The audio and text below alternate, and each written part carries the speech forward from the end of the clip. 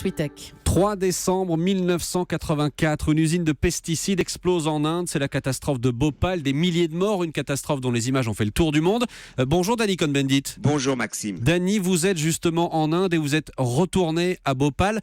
Juste une question pour commencer. Est-ce qu'on sait précisément combien de personnes sont mortes lors de cette explosion ? C'est-à-dire les ONG parlent de 25 000 morts, mais il faut comprendre qu'il y a donc des personnes qui sont mortes sur le coup, 8 à 10 000, qui sont mortes dans l'année qui a suivi des conséquences, mais il y a toujours aujourd'hui des conséquences justement de la tragédie de Bhopal. Et donc c'est difficile aujourd'hui de comptabiliser si ça va au-delà de ces 20-25 000 dont parlent les ONG. Oui, parce qu'aujourd'hui, dans la région de Bhopal, les hôpitaux sont toujours pleins de victimes de cette catastrophe. Oui, par exemple, nous avons visité une clinique où quotidiennement viennent justement des personnes âgées, des jeunes, des femmes qui ont été contaminées ou que leurs parents ont été contaminés et qui continuent à se faire soigner. Ou par exemple, j'ai été dans un jardin d'enfants et c'était formidable vu le dévouement des éducatrices. C'est horrible, des jeunes enfants handicapés mentaux, handicapés physiques aujourd'hui. Il y en a des milliers aujourd'hui à Bhopal de la 3e génération. Et de voir que ce jardin d'enfants, et d'ailleurs cet hôpital, fonctionne que par des donations. Que par des donations.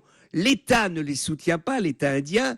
La multinationale responsable, Union Carbide, ne les soutient pas, qui appartient aujourd'hui à Dow Chemical. C'est vraiment incroyable, c'est d'une tristesse incroyable de voir ces personnes, ces pauvres des plus pauvres, qui aujourd'hui payent les pots cassés et que les grandes entreprises ne veulent pas les aider et le gouvernement indien ne veut pas les aider de peur d'effrayer justement les multinationales américaines. Mais ça veut dire, Danny, que l'Inde n'a tiré aucun enseignement de cette catastrophe ? Si l'Inde a tiré des enseignements, il y a aujourd'hui des lois environnementales, mais il faut savoir qu'aujourd'hui en Inde, par exemple, l'industrie chimique américaine et d'autres produits une production chimique dangereuse qui serait interdite à produire, que ce soit aux États-Unis ou en Europe. C'est-à-dire qu'aujourd'hui, l'industrie chimique américaine et européenne utilise l'Inde, la Chine, le Brésil comme territoire pour expérimenter